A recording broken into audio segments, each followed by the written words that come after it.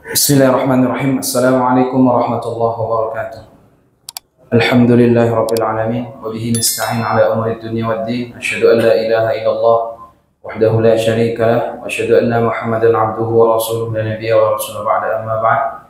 Bapak Ibu jamaah salat zuhur yang dimuliakan Allah Subhanahu wa taala, alhamdulillah bersyukur kepada Allah atas segala limpah nikmat yang Allah berikan. Salawat dan salam semoga tercurah kepada Nabi Muhammad sallallahu alaihi wasallam. Kita terus belajar karena memudahkan kita untuk masuk surga adalah dengan belajar. Belajar ini ada dua ilmu yang perlu dipelajari, ilmu fardu ain, ilmu fardu kifayah.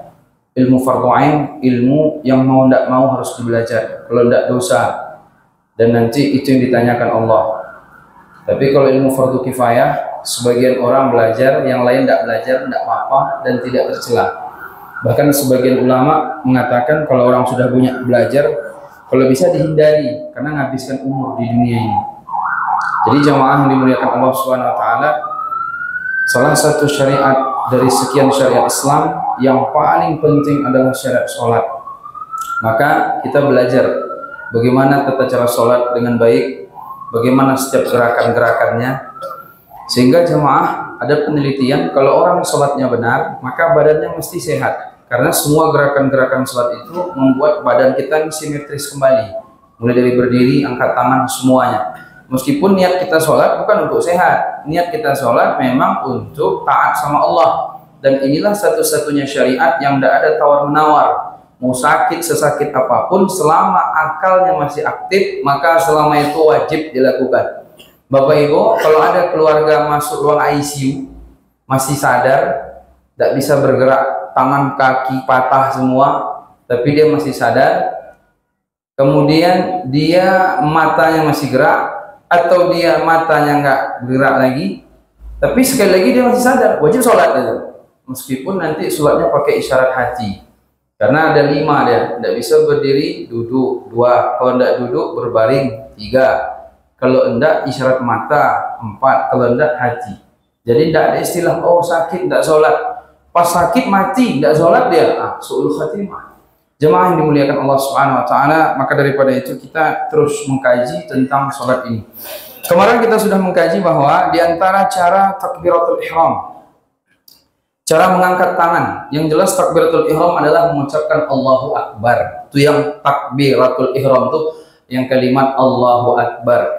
Terus tangan, bagaimana cara tangan diangkat ini? Kemarin sudah kita kaji, ada 3 model. Dalam hadis yang kita dapati ada 3 model. Pertama, Nabi angkat tangan dulu sampai pundak, baru Allahu Akbar. Yang kedua, berbarengan Allahu Akbar. Letaknya ada 2, sejajar bahu atau sejajar dengan telinga. Kan cuma 2, tidak ada ke atas, tidak ada. Ada orang sholat kayak gini, ini berarti menyelisihi. Yang benar 2 cuma, sejajar bahu, sejajar telinga, hazwa mankibai, hazwa uzunai. Dalam hadis begitu. Cara pertama angkat tangan, angkat dulu, baru Allahu Akbar. Cara kedua, Allahu Akbar. Cara ketiga, takbir dulu, Allahu Akbar, baru angkat tangan. 3 kemarin kan. Jadi Bapak Ibu, saya rasa masalah ini kita pun ya insya Allah kalau tidak 1, 2 atau 3. Kemudian selanjutnya, syarat takbiratul ihram. Yang pertama dijelaskan bahwa ucapan bersambung dengan niat. Jadi ketika Allah, ini di mazhab Syafi'i.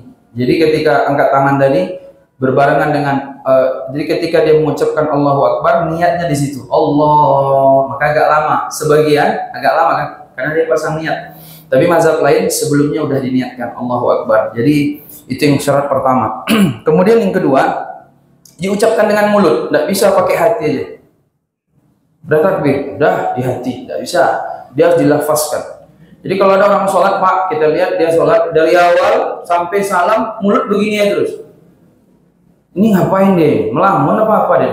Pukul kepala sedikit biar sadar dia. Jadi yang namanya mengucap itu dengan lisan, bukan dengan hati dia. Talafuznya itu dengan mulut. Allahu Akbar, baca Al-Fatihah, Bismillahirrahmanirrahim, Alhamdulillah. Kalau dia ngomong mesti jangan begini-begini. Tapi kalau dia begini terus, ini berarti ada yang bermasalahnya. Jemaah yang dimuliakan Allah Subhanahu wa taala, itu yang kedua, diucapkan dengan mulut. Kemudian dibaca setelah imam. Dibaca setelah imam membaca. Allahu Akbar, kata imam. Baru kita Allahu Akbar. Wa idza kabbara fakabbiru, dalam hadis. Kalau imam bertakbir, maka habis itu baru pula kita bertakbir. Kemudian orang yang sholat sendirian atau dia jadi makmum, dia baca Allahu Akbar pelan-pelan saja, hanya terdengar sama dirinya sendiri. Jadi jangan kita jadi makmum, kita sibuk juga menandingi imam. Imam sudah Allahu Akbar dibesarkan, biar yang lain tahu. Kita jadi makmum ikut pula Allahu Akbar, ini enggak benar. Jadi cukup dia sendiri aja. Kalau semua nanti begitu, semua rame Allahu Akbar. Kadang ada satu dua orang yang memang dia mungkin niatnya dulu jadi imam tapi tidak pernah kesampaian, hingga makmum aja posisi terus. Tapi niat kuat juga, dibesarkannya suaranya. Ini enggak begitu Bapak Ibu ya, perlu kita perbaiki. Kemudian takbiratul ihram itu hanya sekali dan tidak perlu diulang-ulang. Yang ini umumnya karena terjadi was-was. Jadi kalau ada orang belum lagi nih, Allah, ragu juga lagi. Ini kemungkinan was-was dia ini. Was-was itu apa? Diganggu setan. Jadi sekali aja pastikan niat pokoknya sholat zuhur di hati. Kalau pakai talafuz niat silahkan, itu dianjurkan oleh mazhab Syafi'i. Tapi Nabi tidak pernah praktek, sehingga kalau saya pribadi saya tidak melakukan. Tapi kalau dia melakukan, kita tidak pula langsung menyalahkan. Jadi berbeda pandangan di situ ya, silahkan. Jadi Bapak Ibu niatkan di hati Allahu Akbar. Tidak usah diulang-ulang sampai 5 kali. Oh apa Ustaz, niat bergeser lagi. Nanti pas ruku bergeser, ulanglah lagi, ya kan? Jadi ada was-was setan di situ. Maka oleh para ulama ada cara bagaimana untuk mengusir was-was setan. Yang pertama, tidak peduli. Jadi pas giliran diganggu sama Allah, tidak usah, setan ini ganggu semuanya. Jangan peduli. Kemudian yang kedua, mengambil sikap kebalikan. Misalnya ketika dia sholat, kayaknya untuk saya batal ini. Ambil sikap kebalikan, belum batal. Karena dalam satu hadis dipastikan baru kita. Tapi kalau ragu jangan. Kata Nabi, la yansarif hatta yasma'u sautan aw yajrihan. Kata Nabi sallallahu alaihi wasallam, jangan dia membatalkan salat sampai dia yasma' sautan, dia mendengar suara. Suara apa? Bukan suara klakson, tapi suara yang memang kentut, gitu kan? Aw yajrihan, atau dia mendapatkan baunya. Jadi kalau dia misalnya masih ragu, jangan, itu gangguan setan. Bilang aja ini enggak batal. Karena kita harus mengambil sikap kebalikan ketika datang was-was setan kepada kita. Kemudian yang ketiga, terus berlatih sabar. Berlatih sabar. Jadi jangan sholat apa semua pengennya tergesa-gesa. Harus dilatih dengan kesabaran. Dan yang keempat, berlindung dari setan. Jadi Bapak Ibu jemaah yang dimuliakan Allah Subhanahu wa taala, dalam satu riwayat ada seorang sahabat ini datang ke Nabi SAW. Namanya Utsman bin Abil As. Apa kata dia? Ya Rasulullah, saya ini kalau sholat, saya ini selalu diganggu setan. Sehingga kalau rakaat kadang saya lupa, kadang bacaan kadang saya juga lupa. Bapak Ibu pernah enggak pas lagi sholat lupa bacaan? Kalau lupa bacaan mungkin ya itu tergantung bacaan ketika dia sering merojaah atau tidak. Cuma bisa juga diganggu setan lupa bacaan. Kemudian ketika itu dia pun lupa rakaat. Nah, ini yang lebih gawat lagi. Rakaatnya dia lupa, gerakannya dia lupa. Jangan sampai nanti pas dia ruku langsung sujud. Ini lebih gawat lagi nih. Biasanya orang yang lupa-lupanya ini mungkin tasyahud atau mungkin dia lupa rakaat 3 atau 4. Tapi kalau dari ruku langsung ke sujud, ini gawat nih kan begitu. Jadi jemaah yang dimuliakan Allah, kata Nabi apa? Dzaka syaitan yuqal lahu khanzab. Itu setan namanya khanzab. Nama setannya khanzab. Dia datang kalau kita lagi sholat, dia datang ganggu kita. Maka ketika itu kata Nabi sallallahu alaihi wasallam, fa idza ahsastahu minhu fata'awaz billah.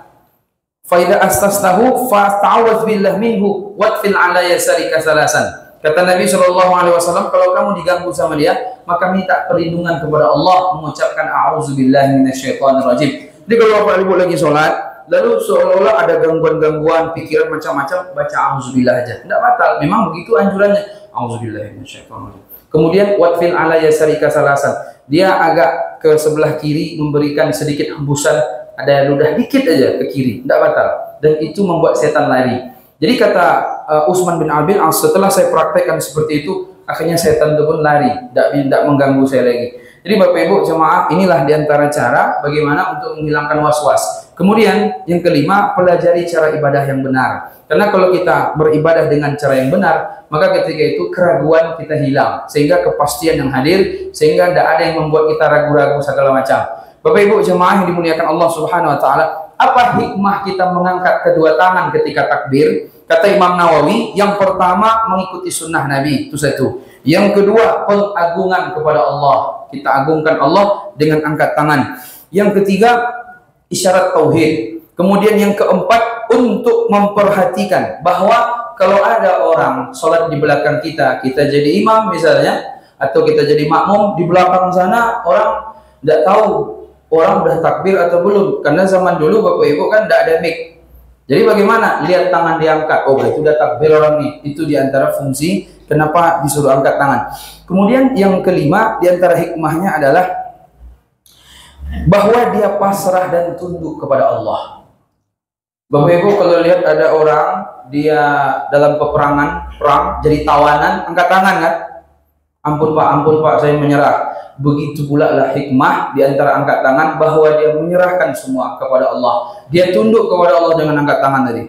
Dia tunduk kepada Allah Subhanahu wa taala, menyerah kepada Allah, pokoknya tidak ada apa-apa saya ini. Dan yang terakhir di antara hikmah kenapa kita mengangkat tangan juga adalah bahwa kita ingin menampakkan kepada Allah bahwa semua urusan dunia itu kita lepaskan. Kita buang semua urusan dunia, kita bawa ke belakang dunia. Karena dunia belakang kan. Lalu kita menghadap Allah, fokus ke Allah. Dunia ini tidak ada artinya, kita buang dia ke belakang dengan cara mengangkat tangan tadi. Jadi itu 6 hikmah kenapa kita angkat tangan. Bapak Ibu jemaah yang dimuliakan Allah, mungkin itu yang dapat kami sampaikan. InsyaAllah pekan depan kita mengkaji cara bersedekap. Tangannya di mana posisinya? Ini insya Allah kita kaji. Cukup sekian. Assalamualaikum warahmatullahi wabarakatuh.